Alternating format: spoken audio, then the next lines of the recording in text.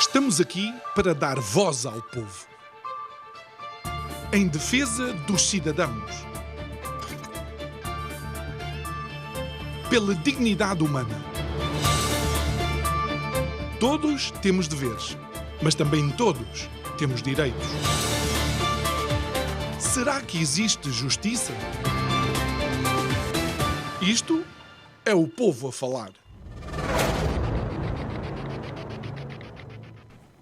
Conta que andava o rei Dom Dinis ali para os lados de Monterreal, que está aqui bem perto de Leiria, e estava a caçar, até que conseguiu caçar um urso. Foi uma caçada difícil e, entretanto, aquilo que aconteceu foi que ele, desejoso de contar à sua amada infanta, a rainha Isabel, vai a galope imediatamente para o palácio. Entretanto, a meio caminho encontra um lavrador de semblante triste e que, de alguma forma, fez com que Dom Dinis parasse. E perguntou imediatamente ao lavrador o que é que se passava, porque é que estava ele triste. O lavrador, desconhecendo o que estava a falar com o rei de Portugal, disse assim: eu sou ali daquela aldeia de onde vão buscar o alimento para o rei, que Deus dê má sorte ao rei. Imediatamente, Dom Dinis, preocupado, perguntou: mas porquê é que você deseja isso ao rei? Eis que ele então diz: não, sabe, é que o rei sempre envia um fidalgo que se chega ao pé de nós e diz: olha, sabe uma coisa, o rei é Deus na terra. E da última vez que ele esteve cá, levou-me 2 vacas, levou-me as ovelhas, levou-me as galinhas todas e não me pagou nada. Dom Dinis convidou esse lavrador a acompanhá-lo até às cortes e, chegando às cortes, imediatamente se apresentou como rei, chamou o fidalgo, mandou o fidalgo preso e fez com que se pagasse tudo o que era devido àqueles aldeões. Eu acho que se pudéssemos ter Dom Dinis como Procurador-Geral da República atualmente, se calhar a justiça funcionava de outra forma. Boa noite e bem-vindo a mais um Isto é o Povo a Falar. Nós estamos aqui em Leiria e é em Leiria que vamos continuar a estar com todos os desafios que têm acontecido com aquilo que é um programa em direto. E para a nossa convidada de hoje, temos alguém que, para além de conhecer Leiria, também conhece a justiça e que, de alguma forma, nos vai ajudar a conhecer aquilo que é a atualidade neste setor, nesta área tão importante para Portugal. Eu estou a falar da doutora Luísa Redinha. Muito boa noite. Muito obrigado por estar aqui connosco. Eu sei que é advogada, mas se nos pudesse, de alguma forma, dar o seu percurso para contextualizar, no fundo, a sua paixão pela justiça, não é? Muito bem, muito boa noite. Muito obrigada pelo convite. É um prazer estar aqui. É um prazer estar aqui na Escola Superior de Educação aqui do Politécnico. Tenho uma filha que estudou aqui, que se licenciou aqui. E o meu percurso profissional, portanto, eu acabei o curso há quase 30 anos, faz para o ano 30 anos que me licenciei. Sou licenciada em Direito pela Faculdade de Direito da Universidade Católica Portuguesa. Depois fiz várias pós-graduações em diversas áreas, sendo que a minha área de atuação preferencial é o direito comercial e societário e também o direito da família e sucessório e o direito imobiliário. Portanto, essa é a parte cível, digamos assim. Eu não sou advogada da parte criminal, tenho outros colegas com quem tenho sociedade que fazem essa parte, mas eu sou advogada mais nessa área.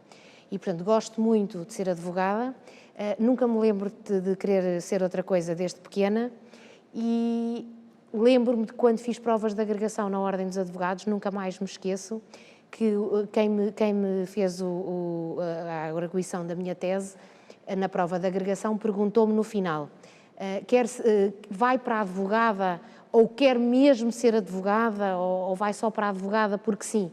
E eu disse, não, quero mesmo ser advogada.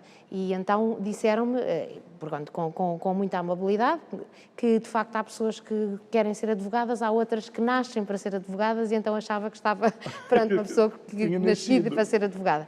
De facto, gosto muito de ser advogada e sendo que, ao longo do meu percurso também, tenho vindo a assistir a muitas transformações e a uma grande evolução no estado da justiça, nem sempre para melhor, Pois. mas... E esse é o desafio da nossa conversa nesta parte inicial, porque não há como contornar. Nós somos um país pobre, nos rankings continuamos a ser ultrapassados até por países que faziam parte da antiga cortina de ferro. As previsões não são, de facto, as mais otimistas, mas, entretanto, há quem comece a colocar a justiça como um dos agentes da falta de desenvolvimento também económico em Portugal, por causa da falta de celeridade. Sim, João, eu acho que, na verdade, o grande problema que nós temos em Portugal neste momento é o problema da justiça pouco célere ou nada célere. E acho que é um fator enorme, é um entrave enorme ao desenvolvimento do país. E, portanto, eu acho que ao crescimento, à competitividade, porque eu tenho, e isso da minha experiência profissional, eu consigo colher isso, eu tenho inúmeros clientes que são investidores e que me têm dito imensas vezes que não investem mais em Portugal e com coisas simples como, por exemplo, comprar uma casa para arrendar, depois o inquilino não paga a renda. E por contingências diversas, que não interessa, mas não paga, não cumpre. E, portanto, as pessoas não conseguem compreender como é que alguém lhes ocupa uma casa e não conseguem que os tribunais, em tempo útil e com celeridade, e voltando aqui a essa questão da rapidez da justiça, portanto, uma justiça que não é célere não é uma justiça justa.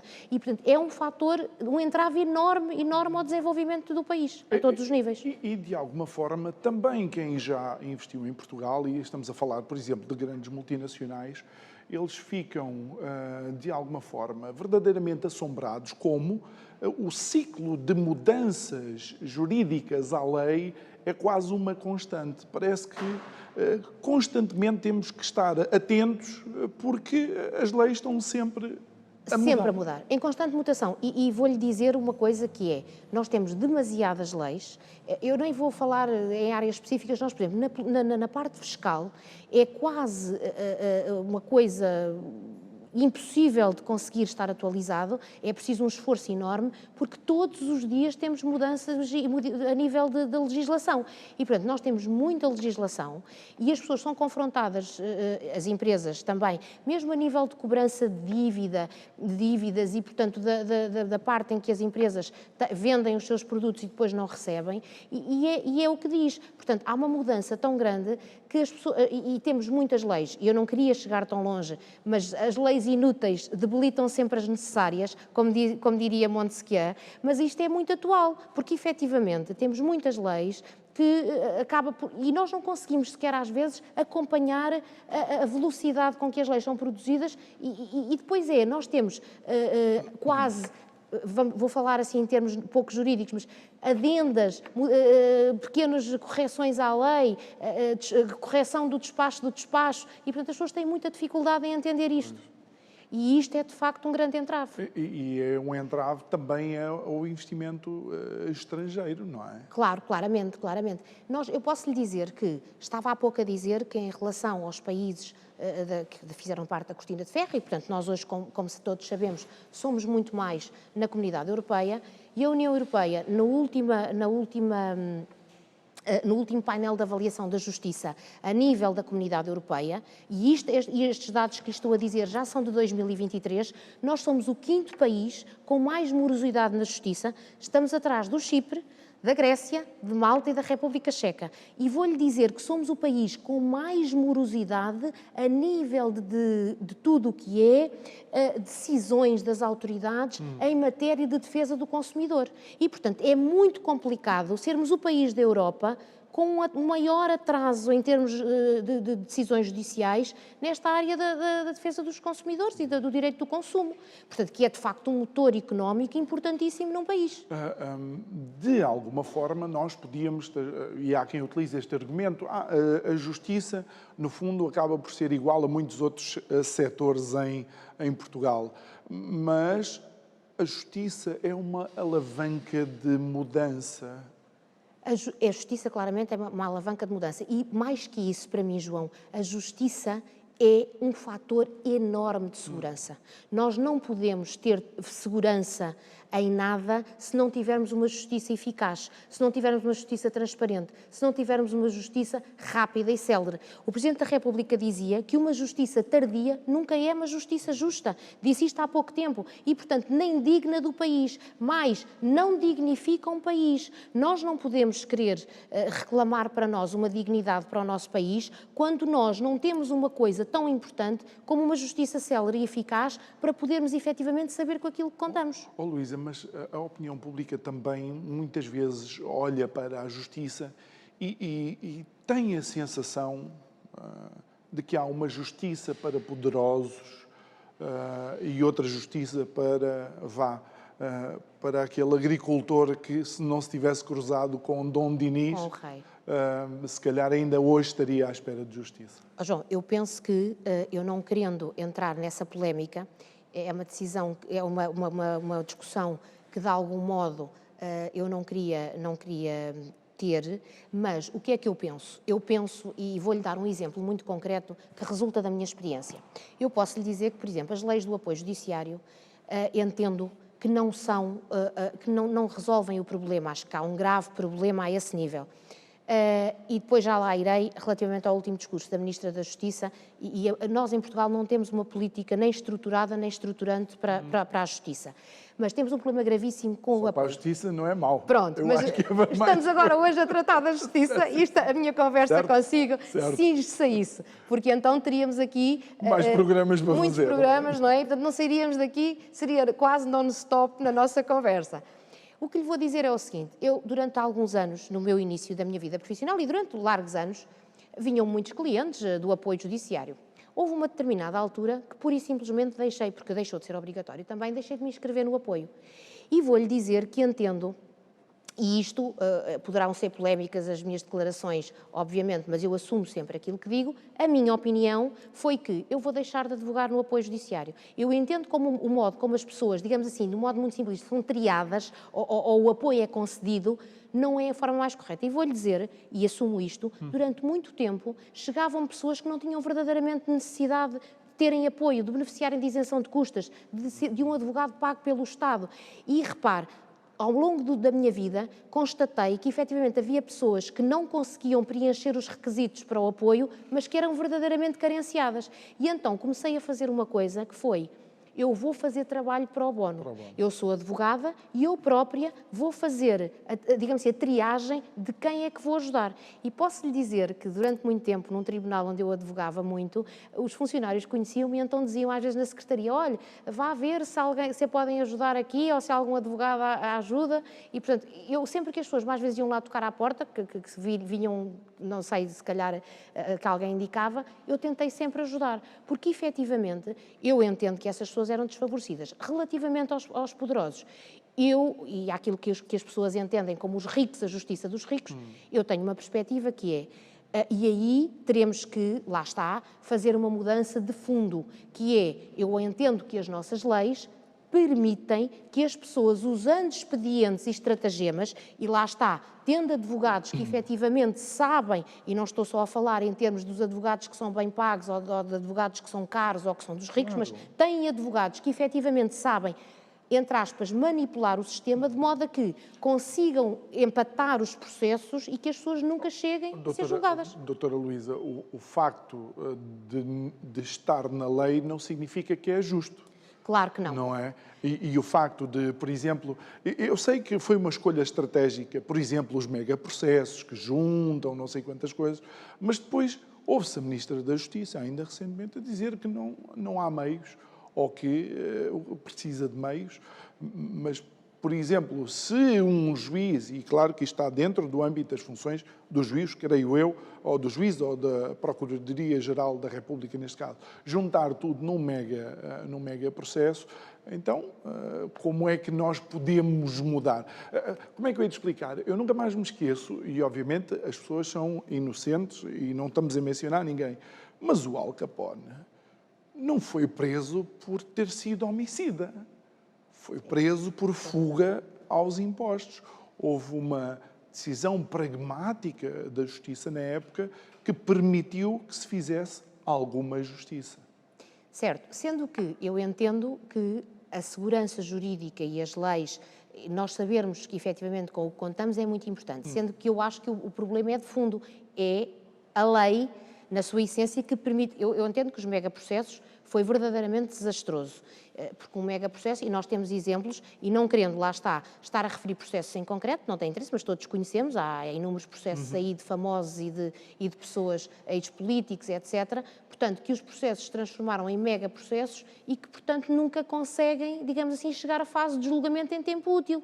E acabamos por temos a questão da prescrição em Portugal e, portanto, as coisas são empatadas até a um determinado limite em que as pessoas não chegam a ser julgadas. Sendo que isto, para o cidadão comum, e eu posso lhe dizer que também houve aqui uma sondagem muito interessante para o JN e para a TSF, e, de facto, as pessoas são muito descrentes com quem, em primeiro lugar, na Justiça? Com os juízes, com o Governo e com a Assembleia da República. Uau. Acreditam muito no Presidente da República e, curiosamente, hoje, mais, nas Forças Armadas e nas polícias. Eu tenho, aqui há um tempo, uma pessoa disse-me, a polícia às vezes vai ao tribunal com uma pessoa que faz alguma coisa e o ladrão ou o criminoso sai de lá primeiro que a própria polícia que fica a cumprir o expediente. Enfim, isto também não é tão linear assim. Claro. Mas a verdade é que o cidadão comum o cidadão médio, tem uma ideia de que a justiça não funciona. E essa justiça para ricos e para pobres é, de facto, algo que eu acho que as pessoas sentem. Pelo menos a minha sensibilidade diz-me que aquilo que as pessoas me transmitem é isso mesmo. Doutora, uma vez que já estamos a analisar, no fundo, a justiça da atualidade, algo que eu tinha alguma esperança é o facto da digitalização dos serviços da justiça fosse dar um empurrão a tornar as coisas um bocado mais céleres. Mas já houve problemas com o próprio programa que escolhe o juiz ou atribui o juiz ou o que é. Faz a distribuição. É uma coisa impressionante. É verdade. Este nosso Portugal. É verdade. Repare, eu mesmo assim, e tenho aqui que, de facto, fazer esse elogio, acho que a justiça, em termos de meios de digitalização dos processos e as plataformas que gerem, portanto, quer os sítios, agora temos o Magistratos, etc., e temos aqui outras plataformas, entendo que houve uma grande evolução nessa matéria. Há com muitas falhas ainda. Eu não sei se analisou, eu achei triste o último discurso da Ministra da Justiça, em que realmente traça as grandes linhas orientadoras para digamos assim, para modernizar a justiça e para isto avançar. E ela diz como reforçar a confiança, aumentar a eficácia, digitalizar a justiça e combater a corrupção. Mas, na verdade, são a espremer isto tudo, não diz nada. Pronto. Sabe há quanto tempo é que já ouvimos coisas... Pronto, não é? De facto é verdade. E uma das coisas que me fez muita impressão é quando ela fala de aumentar a eficácia, diz contratar mais pessoas, melhorar recursos humanos, melhorar a gestão processual. Isto tudo é muito bonito, mas concretizar. Onde é que está concretizado? Porque e depois... Não sei se reparou, mas a Ministra da Justiça, e isso foi alvo de chacota nos tribunais, por acaso no dia a seguir fiz logo um julgamento, vem dizer que efetivamente vem falar nas disquetes. Ora, as disquetes é uma coisa que nós já não usamos há muito tempo e, portanto, acredito que tenha sido um lapso, mas numa Ministra de facto não fica bem. E há que ter um mínimo as disquetes estão muito... Eu já nem tenho, eu confesso... Acho que mostrarmos umas disquetes aos nossos filhos... Não sabem o que é. Claramente não sabem o que é. E, portanto, eu já não tenho, confesso-lhe, um computador onde possa ler uma disquete. E acho que já não tenho nenhuma disquete sequer para a amostra no meu escritório.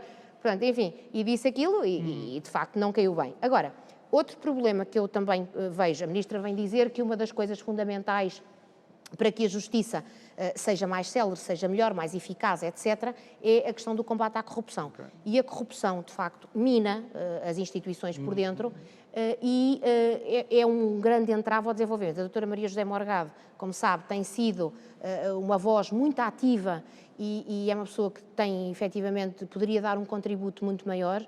Acho que também nunca foi escutada como deveria. Fala, pode ser ouvida, mas verdadeiramente não foi escutada. Portanto, aquilo que ela diz não foi escutado e que diz que, efetivamente, é um grande entrave ao desenvolvimento é a corrupção.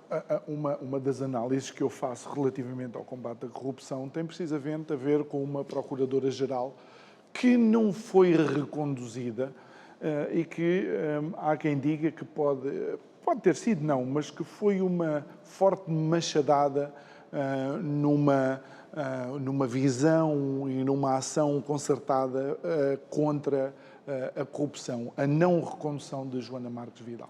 Eu também considero. Eu tenho uma admiração enorme.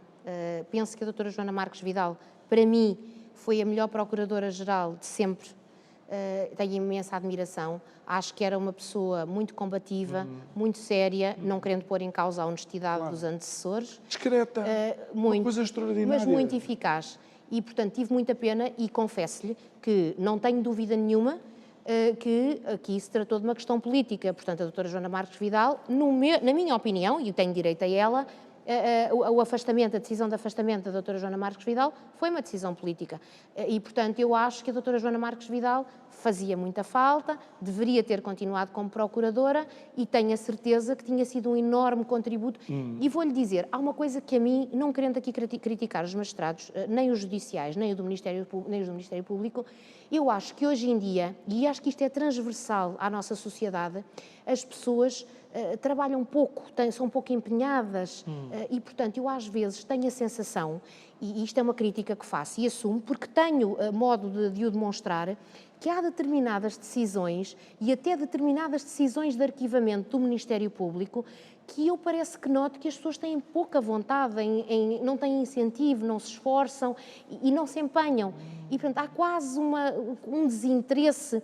Eu posso lhe dizer, por exemplo, uma coisa muito concreta. Tive um despacho de arquivamento esta semana em que as pessoas remetem efetivamente para o cível, digamos assim, uma decisão que deveria claramente continuar no crime. E, portanto, às vezes penso que as pessoas acabam, desculpe uma expressão popular, para chutar para canto, para não terem, parece que não têm muito incentivo para... Mas sabe, isso é algo que acaba por se transportar para outras áreas do nosso país, até para empreendedores. Chega um momento em que as pessoas ficam verdadeiramente desiludidas porque não é porque o português trabalha pouco, é porque quando se esforça muitas vezes não consegue colher a recompensa devida. A justiça também é uma área onde, por exemplo, o trabalho dos procuradores muitas vezes é, eu não vou dizer contornado, mas bloqueado, deixado para segundas núpcias, e depois assistimos às famosas fugas do segredo de justiça, só para que se saiba algumas coisas. Eu tenho muita admiração pelos magistrados, e tenho muita admiração pelos magistrados judiciais e pelos magistrados do Ministério Público, e tenho uma convicção de que são, de uma maneira geral, e temos alguns casos, como sabe, ultimamente, de juízes que se portaram menos bem e, portanto, nessa medida, foram embora da magistratura e estão a ser julgados, não é? Mas eu tenho ideia de que os procuradores do Ministério Público, dos magistrados do Ministério Público e os magistrados judiciais são pessoas sérias. E, de uma maneira geral, são pessoas trabalhadoras. Sendo que eu acho que o sistema, e daquilo que eu conheço, porque eu não conheço tão bem o modo como são avaliados e como são inspecionados, como conheço relativamente à minha ordem profissional e o modo como a minha ordem profissional é conduzida, mas tenho ideia de que, de facto, são pessoas sérias, empenhadas e trabalhadoras. Sendo que é o que diz. Eu entendo que as pessoas, muitas vezes, não são recompensadas. E, portanto, não são avaliadas da melhor maneira, não se sentem motivadas, e não falo só os magistrados não se sentirem motivados com aquilo que ganham em termos monetários. Eu acho que, efetivamente, as más condições de trabalho, o não reconhecimento... Doutora, sim, mas, por exemplo, não acha que a não conclusão de uma investigação do Ministério Público ou de um magistrado do Ministério Público também não é motivo de desânimo? Claramente sim. Mas repare, há aqui uma questão que eu acho que será talvez histórica relativamente ao Ministério Público. O Ministério Público tem, historicamente, uma função inquisitória, não é? Okay. Mas a verdade é que o Ministério Público é um defensor da legalidade. Mas ainda há resquícios, em termos históricos, de que o Ministério Público acusa e que a única coisa que tem que fazer é acusar e que pugna e luta para que as pessoas sejam sempre condenadas. Também não é assim. Eu também entendo que a mentalidade dos procuradores hoje e, portanto, a própria formação dos magistrados do Ministério Público vai nesse sentido, de que as pessoas efetivamente são os defensores da legalidade e, nessa medida, não lhes interessa só, ou por outra, acusam porque entendem que as pessoas cometeram determinados crimes e, portanto, esses crimes têm que ser subsumidos àquilo que a lei diz para aqueles crimes. E quando iniciam a acusação também já têm algumas evidências, ou pelo menos Obviamente, fortes evidências indícios fortes, de que... claro. Indícios fortes. Claro que sim, mas repare, o Ministério Público tem até, isto era uma discussão que também nos levaria mais longe, o Ministério Público não tem só a função de acusar no processo penal. O Ministério Público tem funções importantíssimas, como, por exemplo, a promoção e a proteção dos menores, portanto, processos de promoção e proteção, assim, em termos muito lineares, portanto, representa os incapazes, propõe ações, por exemplo, posso-lhe dar um exemplo. Aqui há uns tempos na Figueira da Foz, tive, e não falando mais nada, portanto, o processo também é um processo que terminou e não tem nenhum problema, mas não tem interesse nenhum falar do processo em concreto, mas só para dar um exemplo, havia um problema com o loteamento e o Ministério Público propôs uma ação cível no âmbito das suas funções, das suas competências e, portanto, o Ministério Público não é só o acusador público, tem uma função muito mais abrangente. Muitas vezes as pessoas é que não têm também essa... Por exemplo, no processo de trabalho, o Ministério Público tem uma função importantíssima em relação aos acidentes de trabalho, aos despedimentos, portanto, o Ministério Público tem aqui muitas outras funções. Pronto. De facto, aquilo que é mais visível, porque também as pessoas gostam mais, é de facto, é a questão da parte criminal, da parte acusatória e de acusador. Eu não me parece, o Ministério Público não tem o mesmo espírito, por exemplo, das polícias, que será um espírito um bocadinho diferente. Okay. O Ministério Público, efetivamente, acusará, mas o desfecho do processo, eu penso que o Ministério Público não fica mais contente ou mais infeliz por alguém ser condenado, se for de ser absolvido, peço desculpa, claro. Se durante o julgamento se vier a revelar, efetivamente, que não foi feita a prova de que as pessoas são culpadas ou de que as pessoas são inocentes. Eu já vi o Ministério Público inúmeras vezes, e como lhe disse, não faço muito crime, mas muito direito criminal, mas faço algum, ou já fiz algum, e também continuo a fazer às vezes em determinados processos, o Ministério Público pede a absolvição dos arguidos. E, portanto, nessa medida, parece-me correto. Um desafio, e porque estamos a falar do Ministério Público e dos magistrados, é entender o porquê que esta legislatura acha ou achou necessário mexer nas ordens profissionais. Eu não lhe sei definir a palavra instrumentalização, mas se há alguma coisa que está próximo de uma demonstração de instrumentalização, é muito provavelmente isto que está a acontecer. Não sei se é essa a sua opinião e como é que lê, dentro da Ordem dos Advogados, o que está a acontecer. João, eu vou falar essencialmente da Ordem dos Advogados, que é de facto a que eu conheço melhor e a modificação em termos de alteração legislativa diz respeito também à minha ordem, estão abrangidas mais ordens profissionais, como sabe. Eu acho que a Ordem dos Advogados, nós advogados temos um problema hoje em dia.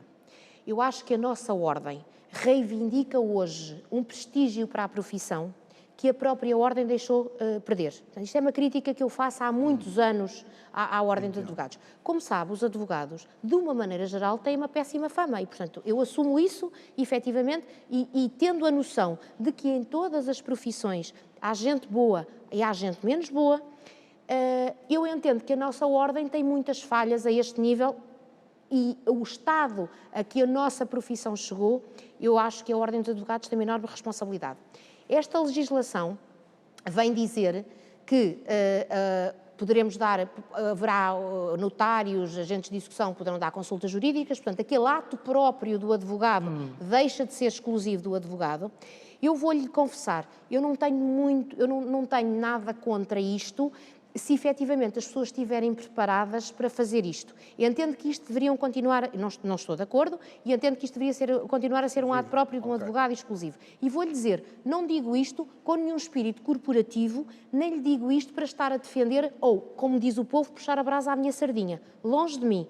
Digo-lhe isto numa análise muito fria daquilo que eu entendo. Eu entendo que os advogados, melhor que ninguém, estão preparados para interpretar as leis, conhecer a lei, interpretar as leis e poderem dar uma consulta jurídica e um aconselhamento.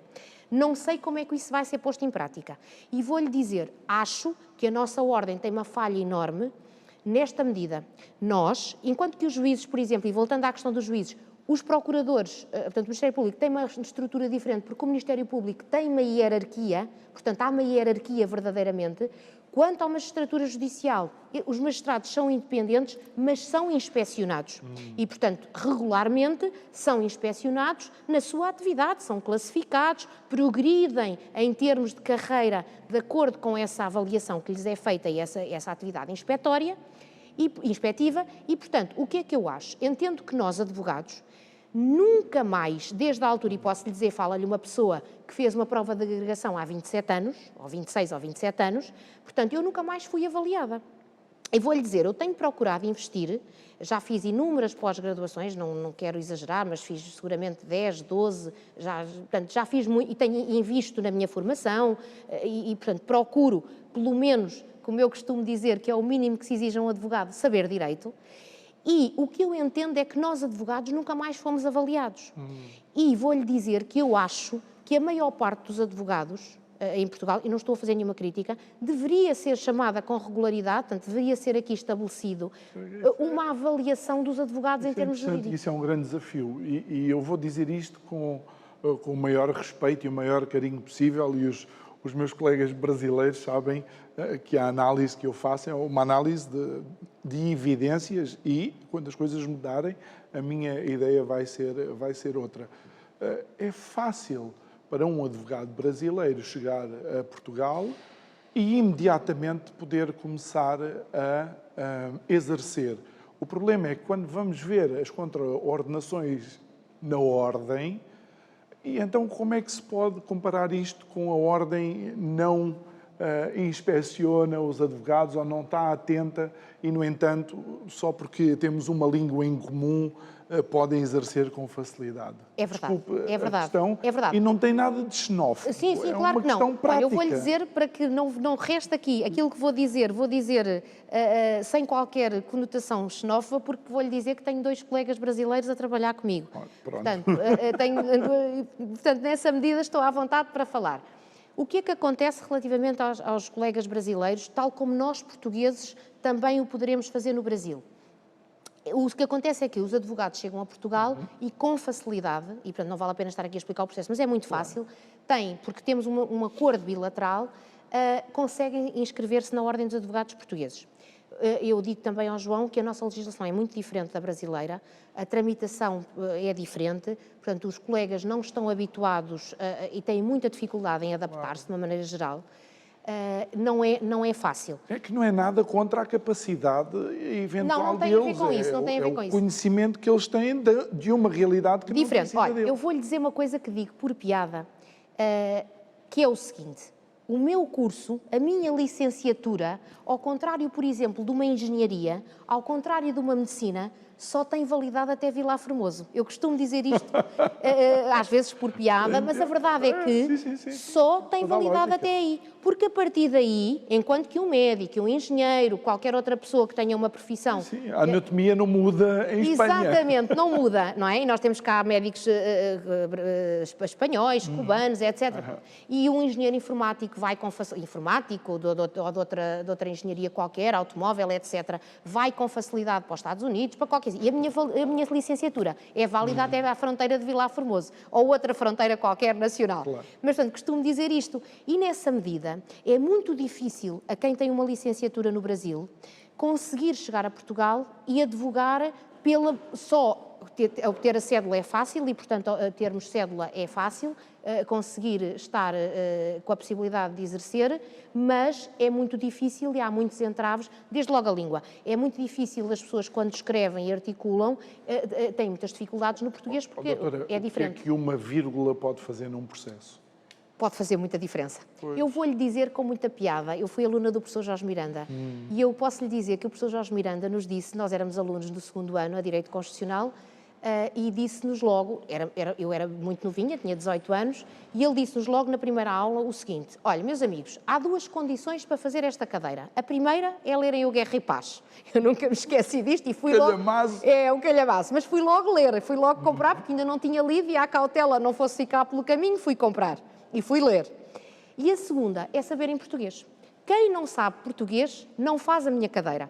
E ele dava muitos exemplos. Quem me disser erguido na vez de arguído, desculpem, não faz a minha cadeira. Portanto, dava uma série de exemplos, tinha muita piada. E ele disse-me: eu até admito que vocês numa oral ou que vocês num exame escrito não saibam uma lei, mas não admito que não saibam português. E, ó João, eu acho verdadeiramente que o problema, e nós estamos aqui numa escola de educação, eu acho que o problema, e é muito importante, é de facto nós sabermos português. E começa desde logo com a questão da importância enorme que os professores têm e de facto das pessoas saberem português e saberem efetivamente, porque não conseguem interpretar uma lei nem, se não souber português. E, efetivamente, escrever... Eu vejo verdadeiras atrocidades à língua portuguesa.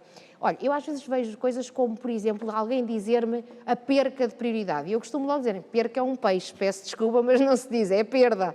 E, portanto, não querendo estar aqui a ser muito... Eu gosto... E uma coisa é um lapso, outra Claro que coisa sim, é efetivamente mas ser saber aquela... português é muito importante. E agora, já agora, retomando a questão da ordem profissional, quase que diria que também é importante as pessoas, para além de saberem direito, efetivamente, e nós quase sindicarmos o saber direito, é sindicar o saber português também. Claro.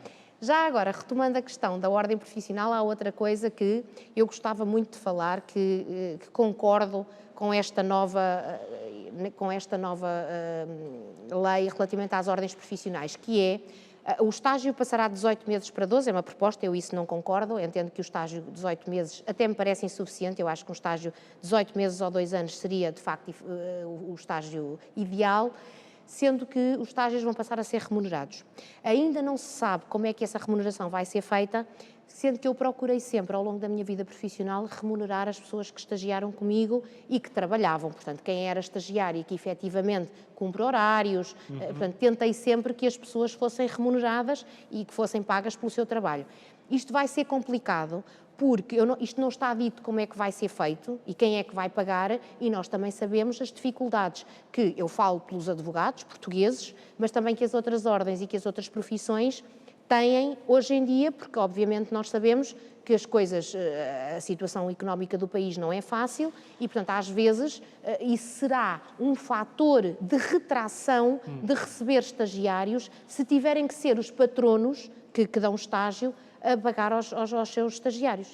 E nessa medida... E isso ainda não está definido? Não, e para mim não está clarificado e, portanto, eu não sei como é que o Governo vai efetivamente pôr isto em prática. Presumo que com aquilo que eu conheço e das poucas condições que o Governo normalmente dá, deverão ser os patronos a ter que pagar aos estagiários e, portanto, como lhe digo, isso vai ser um fator de retração. Não sei se a Ordem vai ter aí algum modo de remunerar, mas não vai ser fácil, porque hoje em dia as coisas não estão famosas. Já estamos nos últimos minutos, de facto o tempo voa. Tardámos em começar, mas a partir do momento em que começamos foi meter a sexta mudança e já aqui estamos. O que é que seria, de facto, necessário, e enquanto alguém que está no setor da justiça, para que pelo menos a doutora Luísa Redinha possa dizer: ok, João, já estamos a começar a ver uma luz ao fundo do túnel? Oh, João, eu neste momento tenho que lhe confessar que sou mais descrente da justiça do que eu era há 30 anos atrás. Portanto, eu tinha uma visão muito idílica da justiça. Portanto, fui para a faculdade e posso lhe dizer que adorei o curso e, portanto, gostava muito do curso, fiquei muito surpreendida, porque o que é que eu achei? Achei que iria gostar de ser advogada, mas que não iria gostar do curso. O curso ia ser uma maçada. Nós, quando somos novos, temos todos esta... Mas gostei muito do curso, foi surpreendente. E depois achava, sinceramente, que tudo ia ser idílico, que os tribunais, tudo funcionaria bem.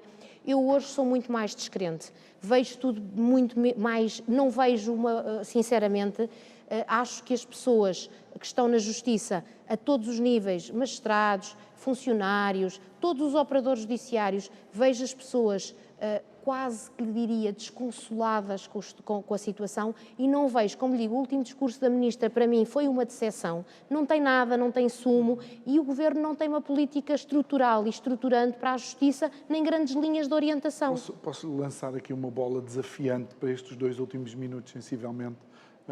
E, no entanto, é uma área onde as mulheres têm uma grande preponderância. É verdade, e vou-lhe dizer, também acho que as mulheres ajudam a que isto seja, não digo melhor, mas menos mau. Entendo que, e por isso, não querendo aqui apelar a nenhuma... Sexismo, nada, não, nem a não. nada de feminismo, entendo que nós mulheres trouxemos uma lufada de ar fresco para a Justiça e que eu acho que as mulheres, de uma maneira geral, são muito empenhadas, têm muita capacidade de fazer muita coisa ao mesmo tempo, diferentemente dos homens. Eu acho que as mulheres têm uma visão muito mais abrangente e com muito mais capacidade de fazer coisas e, portanto, eu acho que nós podemos acrescentar à Justiça e fazer para melhorar. Sendo que, como lhe digo, eu acho que a questão é uma questão de fundo e estrutural e, portanto, enquanto isso não tiver uma política, grandes linhas orientadoras e definidoras de uma nova política da Justiça, iremos continuar no mesmo ponto. A doutora Luísa Redinha, muito obrigado por ter estado aqui connosco. Eu é que agradeço. Obrigado também pela sua paciência e por ter aqui connosco corajosamente entrado no ar uns minutos depois da hora normal, mas olha, cumprimos com aquilo que era o nosso desígnio, falar um bocadinho sobre a Justiça. Agradecemos também a si que nos acompanhou neste que foi o segundo Isto é o Povo a Falar a partir de Leiria, do Instituto Politécnico de Leiria. Quero recordar que amanhã vamos estar de volta. Eu não sei a que horas, eu sei que vamos fazer o direto. Esteja atento e muito obrigado pela sua paciência. Não se esqueça também de nos dar o seu apoio nas redes sociais. O resto de uma boa noite e até amanhã.